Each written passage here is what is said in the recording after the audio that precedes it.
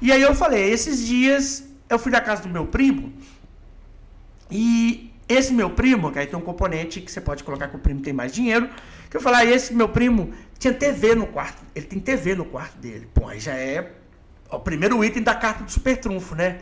Uau, ninguém aqui tem. Ninguém tem. Aí você fala, porque aí vem a segunda coisa, que é, se ele tem TV no quarto, eu pude assistir o que eu quisesse. Ah, sim. Então ninguém não foi adulto lá Aham. desligar. E aí eu falei, aí eu vi um filme do Shaolin. E eu comecei a contar um filme. E 100% inventado, da história do primo até... Mais do que isso, Otávio, que eu falo que molda a minha carreira. Era in loco, na hora. Não era... improviso, o que vinha É num ali- improviso mesmo, é um repente. E aquilo Que coisa maravilhosa. foi indo, e eu contando, e aí, óbvio, eu ia olhando a plateia, e os meninos se interessando e tal. E contei até o final, encerrou, todo mundo achou aquele incrível e tal, e eu viciei.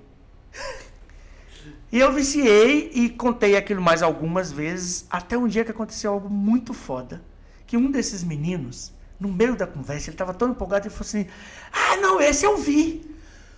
Ó, que incrível. Mas o que é mais genial, no que esse eu vi, e aí virou interativo.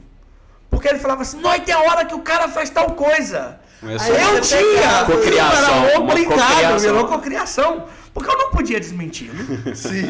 Eu não tinha nenhuma moral de desmenti-lo. E eu não podia falar, não, não é esse não. Porque eu perderia. E aí, que é muito foda, que nessa história, ele foi falando e ele foi empolgando. Só que ele não era um contador de história, ele só era um acrescentador de dificuldades. Porque ele falava, nesse momento aconteceu tal coisa e eu tinha Tinha que render aquele aquela fio. história. E fui até o final e contei. Bom, daí eu fui com essa coisa e entendendo, mas eu não achei, na minha cabeça, aquilo não era um livro, eu não estava contando história, aquilo só estava inventando um filme. Olha o poder Que doido, disso, eu estava é. só inventando um filme. E aí um dia eu contei uma história que aí eu saí do Shaolin, que também ia ficar, e eu comecei a contar filmes japoneses e tal. E aí um dia eu contei uma história.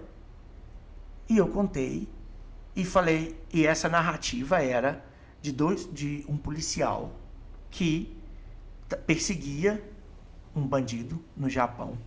E esse bandido era a pessoa mais inteligente que ele tinha encontrado na vida, e ele ia até o final e contei a narrativa inteira, e no final ele chegava e conseguia, e ele descobria que era o irmão.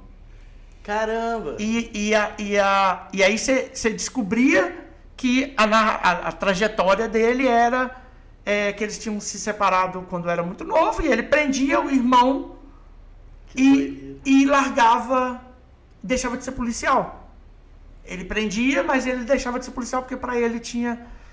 E aí eu contei essa história, enfim, um dia contei para minha irmã, essa minha irmã do Robocop, e ela falou comigo assim, nossa, incrível, nossa, foda, mas esse filme não existe, você inventou.